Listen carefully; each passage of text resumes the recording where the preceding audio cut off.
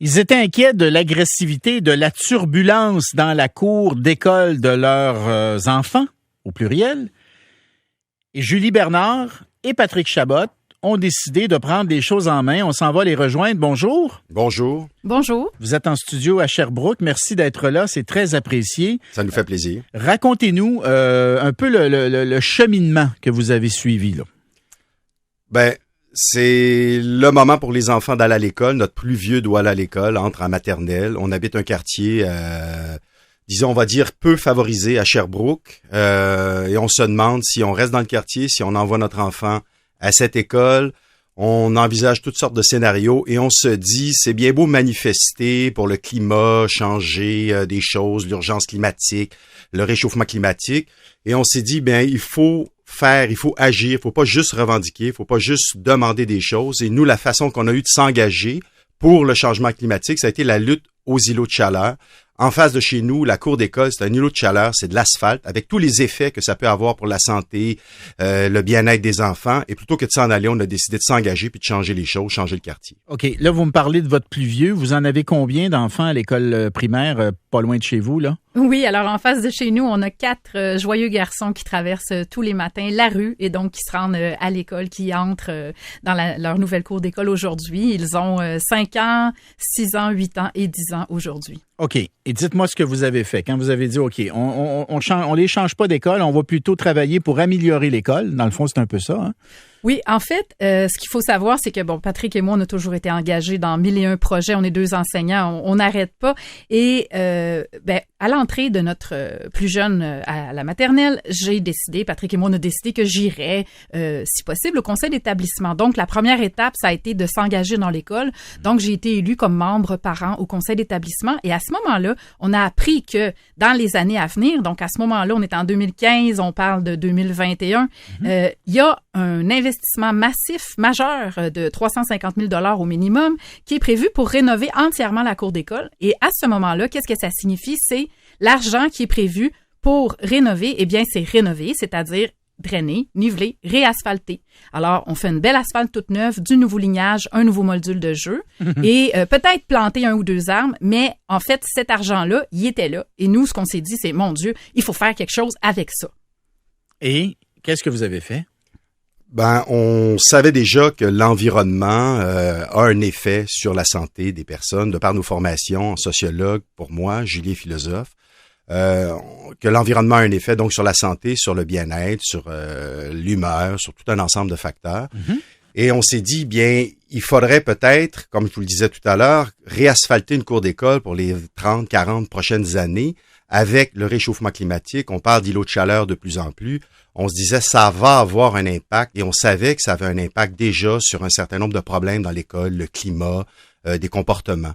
Et on s'est dit, bien, dans le fond, il faut entreprendre un changement de cette cour. Qu'est-ce qu'on a fait? On a continué à lire, on a documenté, on a rédigé des papiers, on a rassemblé des gens, des partenaires.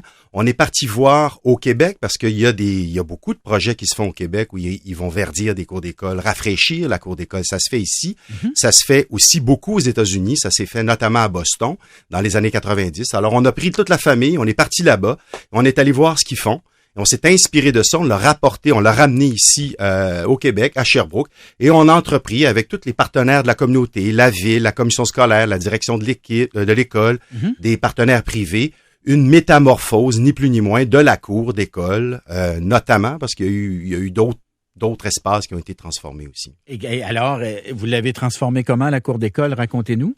Ben, en fait, on part d'un îlot de chaleur, d'un grand désert d'asphalte qui est composé de 2 rues, un stationnement et une immense cour désert d'asphalte. Et maintenant, c'est un grand parc espace vert de voisinage qui est intégré. Donc, les 2 rues ont été transformées en parc par la ville de Sherbrooke en 2018. Et l'été dernier, c'est presque fini, la métamorphose nature de l'espace du stationnement et de la cour d'asphalte en cour d'école nature. Donc, c'est un très grand parc intégré vert qui est au cœur du quartier. Donc, c'est un cœur de quartier. C'est sur la pelouse? Il y a toutes sortes de surfaces. Il y a une plaine gazonnée pour laquelle c'est un défi, puis on travaille là-dessus. Et il y a toutes sortes de surfaces. Il y a une micro-forêt urbaine comestible qui a été plantée dans la cour d'école. Il y a des zones de socialisation, des zones de repos. Des sentiers, des arbres. Essentiellement, c'est un verdissement qu'on a fait de tout cet espace qui est le cœur du quartier de notre quartier. Avec des modules pour que les enfants s'amusent? Évidemment, il y a plusieurs modules. Il y a des balançoires, il y a des glissades, il y a des petits espaces pour escalader, il y a un hamac, il y a tous les modules qu'on peut espérer avoir dans un parc école. Mais ce qu'on a fait, c'est qu'on a énormément verdi cet espace-là. Et quel impact ça a eu sur les enfants? Parce que vous procédiez, dans le fond, avec un postulat de base. Si on remplace l'asphalte par le verre, ça va avoir un effet, si je peux me permettre, adoucissant sur les enfants. Oui, tout à fait. Sur les enfants et l'entièreté de la communauté, les parents, les personnes âgées, tout le monde, le personnel enseignant, tout le monde. Le postulat, comme vous dites, c'est un postulat de base, mais qui provient de données scientifiques. Il y a eu beaucoup d'études qui ont été faites. Notamment, on a un article qui est sorti aujourd'hui dans la presse canadienne, qui est écrit par Jean-Benoît Legault, où il y a 127 médecins québécois qui demandent au gouvernement québécois de verdir les espaces urbains. Oui, vous avez raison. Il y a le docteur Paul Poirier, notamment, qu'on fait souvent Paul Poirier, le cardiologue François Reeves aussi, oui. Qu'on a rencontré d'ailleurs à quelques reprises concernant notre projet. Donc, on sait déjà que le verdissement des espaces, notamment en ville, et c'est encore plus important dans les quartiers moins favorisés, a une multitude d'effets bénéfiques. Donc, c'est de ces données-là que nous sommes partis pour élaborer le modèle de cours d'école. Mais Patrick et Julie, moi, ce que je veux savoir, c'est est-ce que les études se sont confirmées par le projet? Il me reste 2 minutes. Est-ce que vous et les professeurs et la direction de l'école, ceux qui fréquentent l'école, est-ce qu'ils ont vu la différence? Eh bien, c'est incroyable. Dès les premiers jours où les enfants ont pu aller dans cette nouvelle cour, les gens ont dit c'est le jour et la nuit. C'est les enfants, c'est les enseignants, c'est la direction. Ça a changé du tout au tout. C'est sûr que ça règle pas tous les problèmes dans une école, puis il y a toutes les difficultés, mais notre directeur estimait à environ 70% des gestes agressifs ou de violence qui sont diminués. Nos enfants en témoignent pendant les récréations.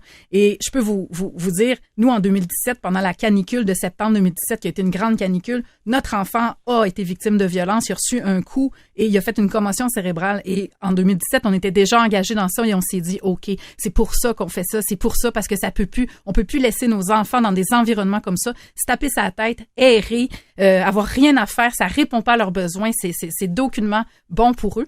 Et effectivement, on était un peu nerveux, on va vous dire, de voir comment tous ces gens-là allaient se comporter dans un environnement quand même assez différent. Oui.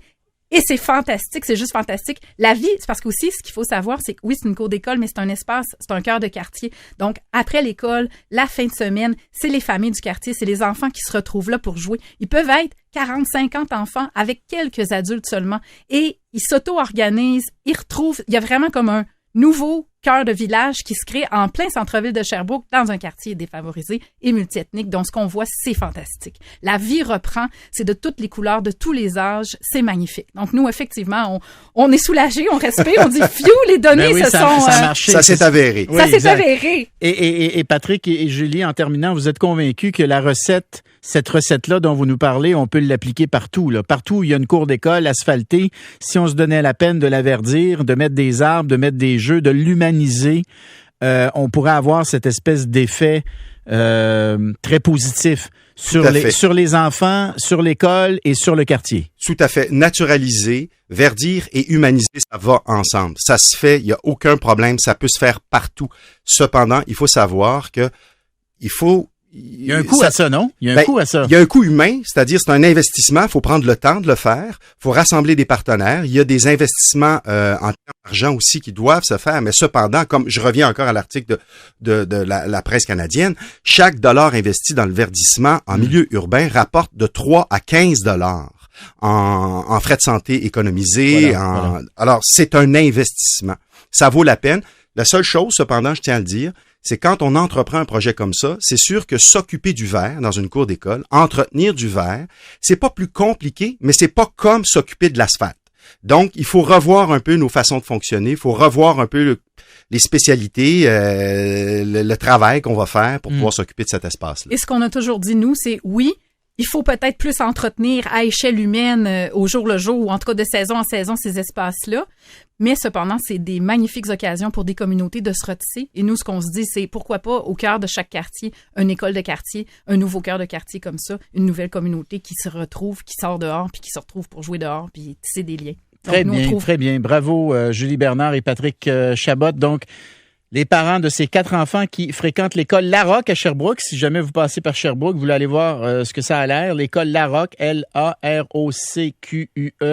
Merci à vous les parents et merci à Alex Drouin du Journal de Montréal d'avoir porté cette belle histoire à notre attention. Bonne continuation les parents. Merci beaucoup. On va s'arrêter après la pause. Je parle à cette étudiante donc qui a signé ce texte où elle renonce à devenir maman.